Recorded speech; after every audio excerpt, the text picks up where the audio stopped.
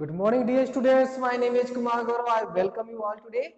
And you know very well, I am going to teach you from today the literature portion. I mean, you have to take your book of supplementary, as you can see, an alien hand. And you know, I am going to start your chapter number 6.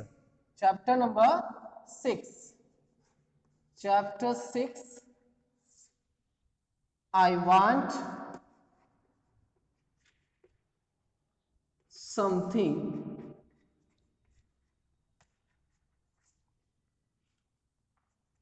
in a cage. I want something in a cage. I am going to teach you this chapter. It is very important for your UT second, and you know your UT second is coming. And today I am going to start this chapter. I will explain, and you have to listen it. And first you all have to open your this book, chapter number 6. I want something in a cage. In this chapter I am going to explain you. First, before reading, I am going to outline this story, and you know you have to write down word meaning, as well as you have to write down your question answer yourself, as your examination will be coming. Okay, so Mr. Purcell owns a pet shop. There is one character, Mr. Purcell. I am going to describe you about Mr. Purcell, who has a shop, who has a pet shop, okay, who has a pet shop. There is constant noise of screeching and twittering in the shop. You can see, as you can see, and but Mr. Purcell is happily unaware of it. You know, and one cold morning, a strange customer calls. You know, look at this. There is one character, Mr. Purcell, and in this, this character is running one shop, that is a pet shop. And in the pet shop, only there were a lot of noising, screaming, cryness of different kind of animals. And because of that, the shop always full of noise. So in this way, you know very well, I am going to start this story. Mr. Purcell did not believe in ghosts. The character I am talking about, Mr. Purcell, who is always very careful and never believe in ghost. Okay, so nevertheless, the man who bought the man who bought two doves and his strange act immediately thereafter left him with a distinct sense of uncanny. As you can see, unusual, the meaning of uncanny, it means unusual. Okay, so magnified, I mean after that you can say, as the behind his departed customer, sense of uncanny, as thou behind his departed customer, there had lingered the musty smell of an abandoned haunted house. You know, just looking like this house, this shop looking like haunted. And when any customer came feeling that this house, this shop is looking like haunted house, and there are a lot of smell, musty smell. How is the smell? Musty smell. Okay, now look at this. Now Mr. Purcell was a small fussy man. How is the person? Mr. Purcell, red cheeks and a tight melon stomach. The appearance of, means I am talking about the Purcell appearance. How is the appearance of Mr. Purcell? He is very small. He is small sized and fussy man, and you know, red cheeks. The person has red cheeks and a tight melon stomach. You know, stomach, and large glasses magnified his eyes. When he wear large glasses, and with the help of that glasses, his eyes magnified when someone is looking to him, and eyes so as to give him the appearance of wise. Means with the help of that appearance, these glasses, the spec made his appearance wise and genial, all looking like owl, like owl. Okay, and he owned a pet shop. He owned a pet shop. As I told you in the starting, he had a pet shop. Okay, and he sold cats, dogs, monkeys. He sold cats, dogs, monkeys, okay? These you have to keep remember. And then he dealt in fish food and bird seed. He also kept fish food. What is fish food? Fish food. And you know, bird seed, and prescribed remedies for ailing canaries, for a small bright yellow bird, and noted for its singing.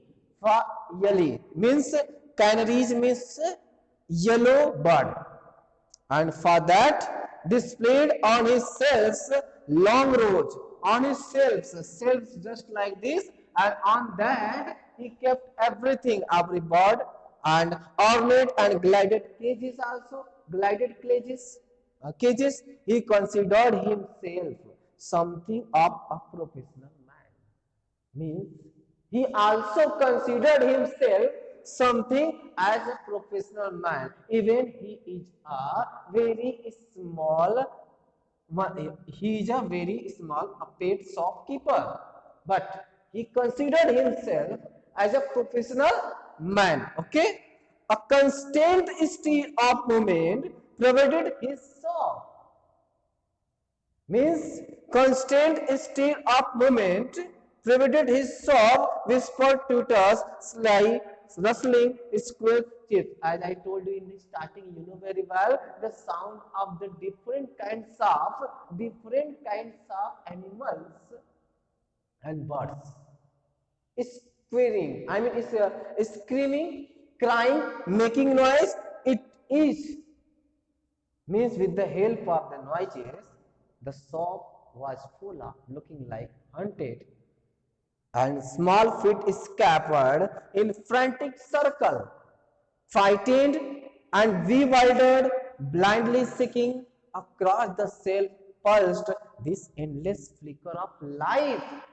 And but the customers who came in said, the customer who came and said, the customer who went to that shop and said, aren't they cute? Aren't they cute? Look at that little cage. Look at that little cage. He pointed out, look at that little cage, and they are sweet. They are very sweet. He pointed to the one bird and said, look at that. They are very cute and sweet. And Mr. Purcell himself would smile and briskly rub his hands, and emphatically shake his head. Emphatically shake his head. Shake his head means just looking like that. Okay. And each morning, next paragraph, you know, I'm going to tell you about the next paragraph. Each morning, when the routine of opening his shop was completed, it was the proprietor's custom to perch on a high stool. When he opened his shop, he used to sit down. He used to sit down on his stool, and behind the counter, as it is the counter and the shopkeeper sitting just like this. Okay, and unfold his morning paper, and you know, as usual, every shopkeeper use this, and after cleaning the shop, they used to sit behind the counter and read the newspaper, okay, and digest the day's news, and every kind of news they digest, means they read, okay. And as he read, he would smirk, frown, reflectively purse his lips. As he read the news, different kind of news, they showed the expression on their face, as this Mr. Purcell is also used to do, okay. Knowingly lift his eyebrow, look at this eyebrow, and nod in grave agreement. Grave agreement, very serious mode, very serious mode. Students, I hope you are understanding this. And he read everything, even advice to love lawn and the detailed columns of advertisements, okay. And it was a rough day. The day was rough when he was sitting there. That day, a strong wind blew against the high plate glass windows. A strong wind blew against, means wind is running strongly, and smoke filled the wintry city. Wintry city is the closed city, means in which the person is living, and air was grey with a thick frost. Air was grey with a thick frost. Having completed his usual task, after completing his usual task, Mr. Purcell again mounted high stool. Means again he paused, again he sat down, okay, and unfolded his morning paper. Again he unfolded his morning paper and reading all the news. He adjusted his glasses. As you know, I told you he used to wear glasses, and glanced at the day's headlines, and glanced at the day's headlines, means day's current affair newspapers, news, and chirping and squawking and mewing vibrated all around him. And all around him, as you know, this is the shop of full of animals, birds, and all around him only chirping, squeaking, and mewing. And at Mr. Purcell heard it no more than he would have heard monotonous ticking of a family clock. And among all the things, there was one thing: ticking of clock. There was a bell over the door that jingled whenever a customer entered. Means suppose there was the door, and someone came from the door, entered with the ringing the bell. And this morning, however, for the first time, Mr. Purcell could recall, it failed to ring. This time, today, when someone came, Mr. Purcell was failed to recall. Simply he glanced up, and there was the stranger. When he saw there, and suddenly he saw there was one customer standing just inside the door, standing inside the door, in the shopkeeper, as if he had materialized out of thin air, as he was fully dusty because of air. And the storekeeper slid off his stool, and from the first instance he knew instinctively, means there was a storekeeper, the Mr. Sir Purcell, unreasonably, that the man hated him, but out of habit he rubbed his hands briskly together, smiled, and nodded. Good morning, he beamed. What can I do for you? What can I do for you? He said. Means Mr. Purcell said to the customer, good morning, what can I do for you? As you know very well, very simple it is. When any customer enters to any shopkeeper usually asks, what can I do for you? The same thing. Means one part of this story has been over. I am just giving you 2 minutes to revise it. If there is any question, definitely you can comment, and if I see, and then I'll give you response. Okay, just revise it.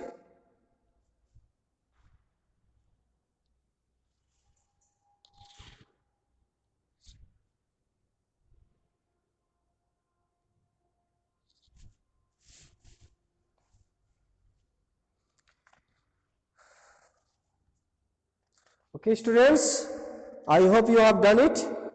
Now I am going to start the next part of this story. And the next part, the second part, I hope you understood. I'm just recalling this. Firstly, you know very well Mr. Purcell, there was a character who is the shopkeeper, has a pet shop, has every kind of animals and birds, especially he used to sell cats, dogs and monkeys, and you know, as every kind of shopkeeper, he is also feeling himself as a professional man. As a professional man, he used to sit behind the counter and used to read all the daily news and current affairs. And you know very well, when someone enters in that shop, there was one bell, but this time one customer came and he asked, "What can I do for you?" Now, from the second part, I'm going to discuss about this story. The man sign is so straightforward. The customer came. This sign is so straightforward, and his suit was cheap, ill-fitting, but obviously new. Means the customer who weared, means who wore that suit, it was looking like cheap, but ill-fitting, and but obviously new, looking like new.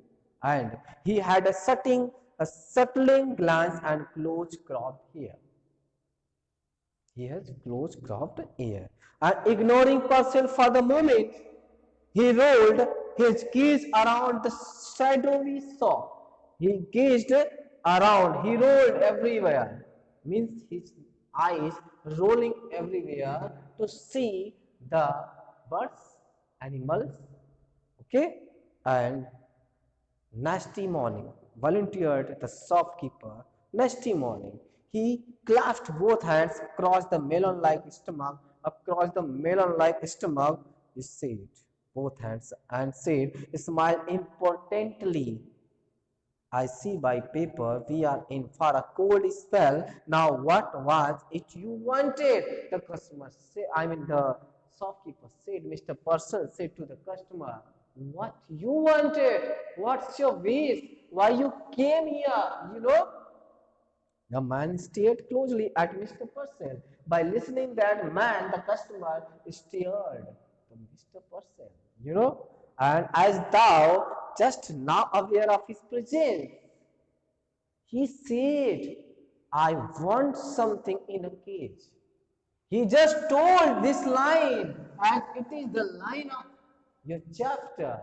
The customer said, who said, I want something in a cage. Who said? You know very well, the customer said, the person said to Mr. Purcell, I want something in a cage. Okay? And something in a cage. Mr. Purcell was a bit confused.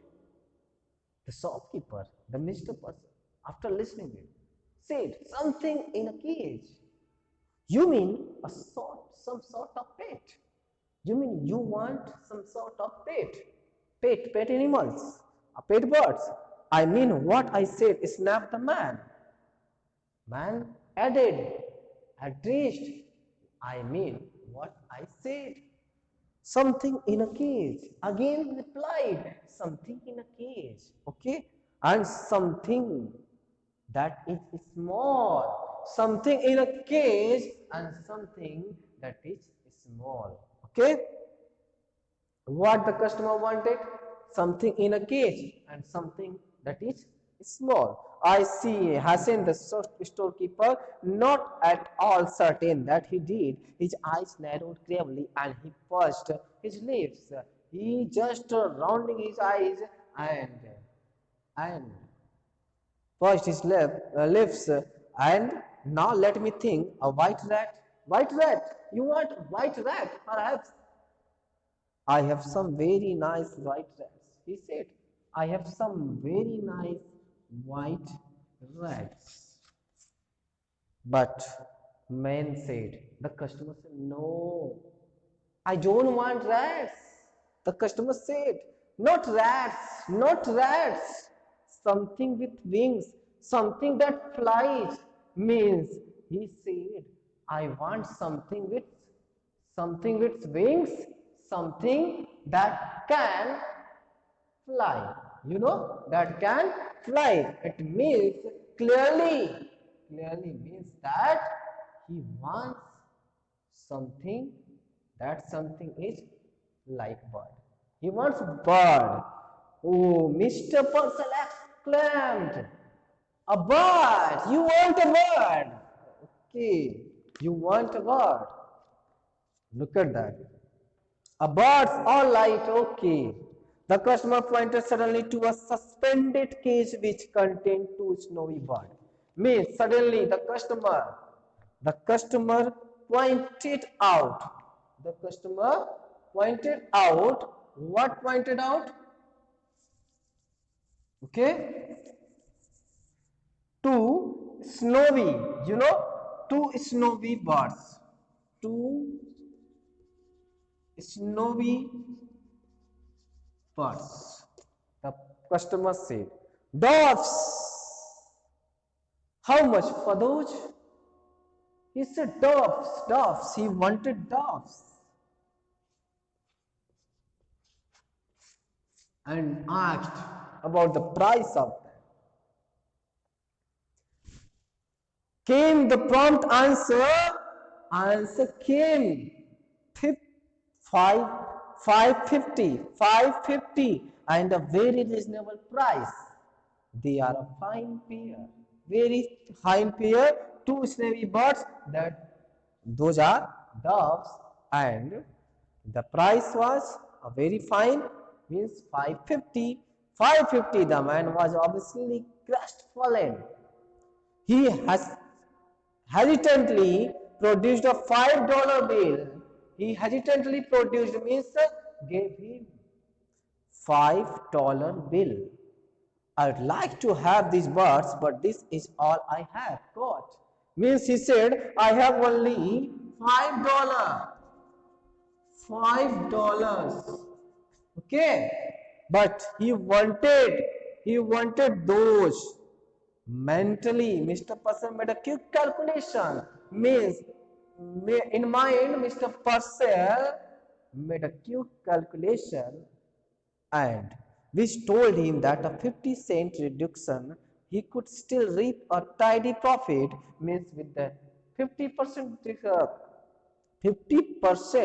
50-cent reduction, he will get a very cheap profit. He smiled magnanimously. Means magnanimously. He smiled generously. And it was broad smile. Just like that. And my dear man said, my dear man, if you want them that badly,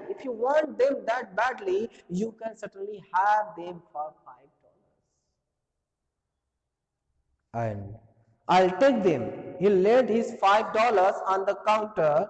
He said, I want. Means he kept his $5.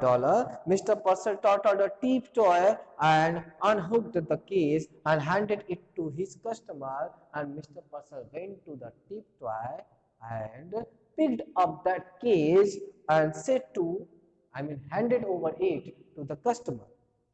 The man cocked his head to one side, listening to the constant chittering and the rustling scurry of the shop. The man went aside and listening the chirping of the birds and the dead noise. He bluttered, doesn't it get you? Noise? What noise? The customer said to Mr. Purcell, doesn't it disturb you by noising? Mr. Purcell said, what? What noise? Mr. Purcell looked surprised. He could hear nothing unusual. He said, everything is usual and everything is common for me. There is nothing unusual. That's why I never get upset with this surroundings, with this noising surrounding. Okay? The customer glad. All these cases stop. Drives you crazy, doesn't it? Mr. Purcell drew back, and either the man was insane or drunk. Mr. Purcell was thinking that the man, the customer, is mad or crazy. Mad or crazy. I mean, crazy or drunken. Drunken, you know, drunken. And he said hastily, yes, yes, yes, yes, certainly. I guess so. I guess so. Listen, the staring eyes came closer. How long would you think it took me to make the $5? The merchant wanted to order him out of the shop, but oddly enough, he couldn't. And he heard himself dutifully asking that why and why, how long did it take you? The other laughed. 10 years. 10 years, say 10 years at hard labor. 10 years to earn $5, 50 cents a year. He said he earned this $5 means $5 in 10 years. The customer said. Very hard to gain it. Okay, 50 cent a year. It was best. Purcell decided to humor him. And my 10 years, that's certainly a long time. It is very long time. And 10 years, during 10 years, he only earned $5. From where he earned? They give you $5. Love the man. Add a cheap suit, tell you not to get caught again. Mr. Purcell mopped his sweating brow, and now about the care and feeding of your dogs, I would advise. Mr. Purcell told him, I would like to advise you how you have to care these dogs. Okay? Bah, the man swung around means moved around and stalked abruptly from the store, and Purcell sighed with sudden relief. With sudden relief, he waddled to the window, means he went to the window and stared out. Outside of the window, he stared, and just outside his peculiar customer had halted.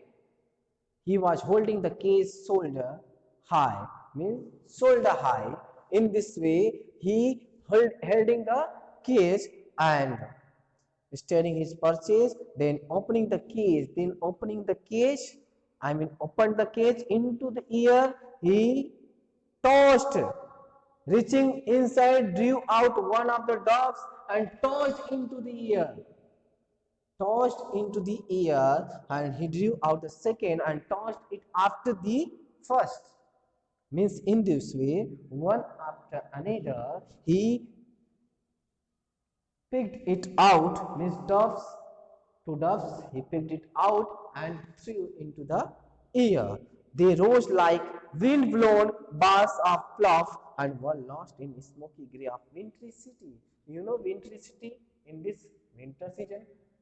The winter season is going on, and that in wintry city, smoky area, the both doves went and went and went. Okay, he sewed both hands deep in each.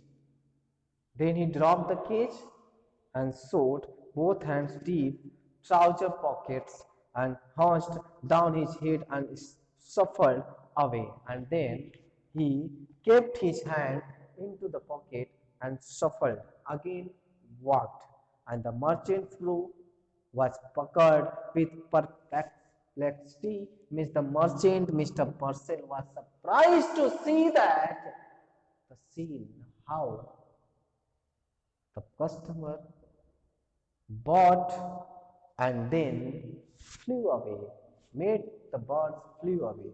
So desperately the man desired the doves that he had let him have them at reduced price, and immediately he had turned them loose. Now why, Mr. Purcell muttered. Mr. Purcell was thinking why the customer did this kind of work. Did he do that? He felt perfectly insulted. Now that time Mr. Purcell felt insulted. because he was thinking that why the person customer who said he earned the money 10 years during 10 years only $5, and by hard doing work he got this money, but he spent it.